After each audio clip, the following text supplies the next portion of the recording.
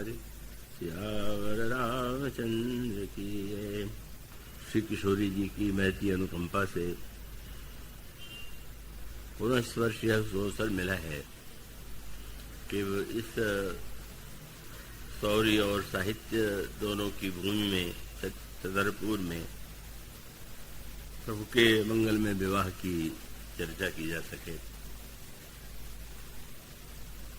इस संदर्भ में विशेष महत्व इस दृष्टि से भी है कि श्री राम कथा तो सही समग्र रूपों में ही वो परिपूर्ण है, और यह जो मास है का इस मास का उल्लेख गोस्वामी जी ने एक विशेष भावना से युक्त होकर के किया है, और वह आपको गोस्वामी जी की उन पंक्तियों में मिलेगा जब भगवान श्री राम और जनक नंदिनी सीता के विवाह का निश्चय हुआ तो उसके लिए मुहूर्त से पूछा जाए यह प्रश्न था।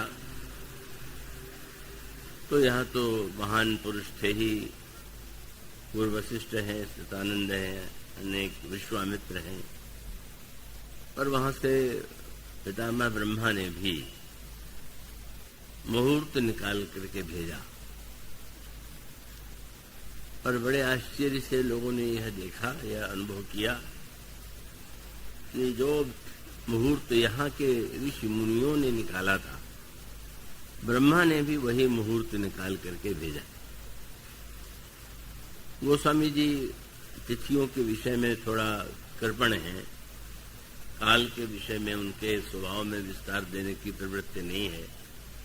इसलिए जब जो लोग ये सोचते हैं कि भगवान राम की कौन सी लीला किस ऋतु में हुई, तो वो थोड़ा इस उलझन में पड़ जाते हैं कि मानस में तो इसका उल्लेख नहीं। लेकिन हाँ, इतना होते हुए भी दो ऐसे काल क्रम हैं कि जिसका उल्लेख उन्होंने मानस में किया।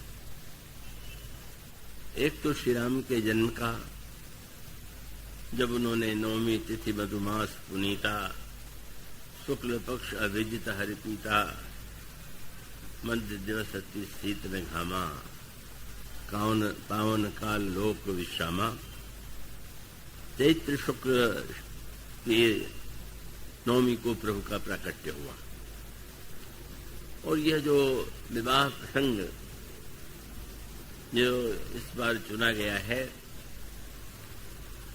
तो इस चुनने में चुनाव की विशेषता नहीं है, यह तो भगवान के विवाह का मास। और मानस में आप वह पंक्ति पाएंगे जिसमें गोस्वामी जी ने लिखा कि जो मुहूर्त ब्रह्मा ने भेजा उसमें इम ऋतु अगहन मास सुहावा, ग्रह तिथि नखत जोग बरबारू, लगन शोध विधि कीन विचारू, पठे दीन नारद सन सोई, गनी गनक के गनकन जोई, सुनी सकल लोगन यह बाता, कहीं ज्योतिषी आहे विधाता। तो यह जो प्रभु के मंगल में विवाह की का मास है, ये अगहन मास है, और अगहन मास की शुक्ल पक्ष की पंचमी को यह राम विवाह संपन्न हुआ था। और आज भी अयोध्या के मंदिरों में इस तिथि को जनकपुर में, अयोध्या में और अन्यत्र जो भक्त हैं उसको उत्सव के रूप में मनाते हैं। और श्री राम के विवाह के जो अनेक रूप हो सकते हैं उसका दर्शन उसमें किया जा सकता है। तो यह सौभाग्यशाली मास है, और इसे संयोग ही कहना चाहिए कि इस बार यहाँ ही उस तिथि का हम सब आनंद लेना चाहेंगे, तो शायद छतरपुर के लोगों को प्रभु ने अधिक भक्त प्रेमी समझा होगा, तभी ये समय उनके लिए चुन दिया। क्योंकि उस चुनाव में कोई किसी व्यक्ति विशेष का कोई उसमें हाथ नहीं है, कुछ ऐसा ही बना संयोग। तो विवाह प्रसंग स्वाभाविक है कि उसकी चर्चा इस बार यहाँ की जाए।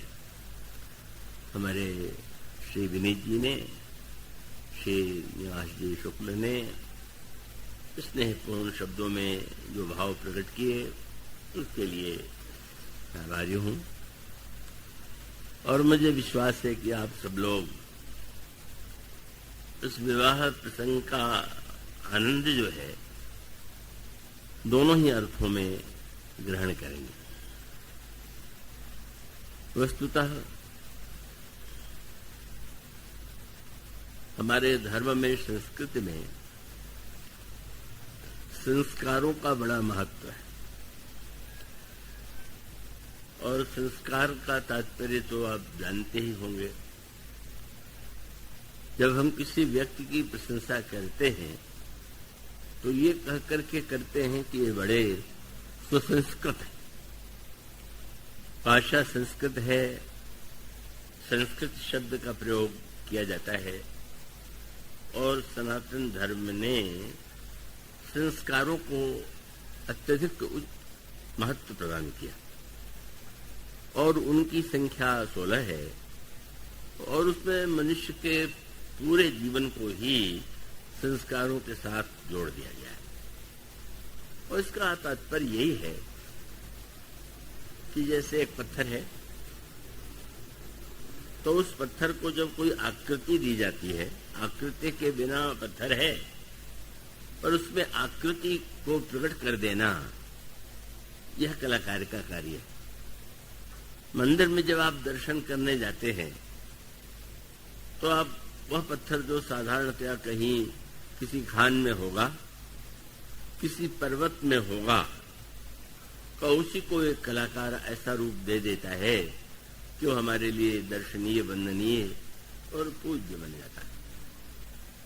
तो व्यक्ति भी उसको सुसंस्कृत कैसे बनाया जाए, उसके जीवन का निर्माण कैसे हो, तो उसके जीवन में सही अर्थों में मानवता का उदय हो, मनुष्य के जो जीवन के उचित लक्षण हैं, धर्म हैं, वे इन संस्कारों के माध्यम से हमारे यहाँ प्रतिष्ठित करने की चेष्टा की गई।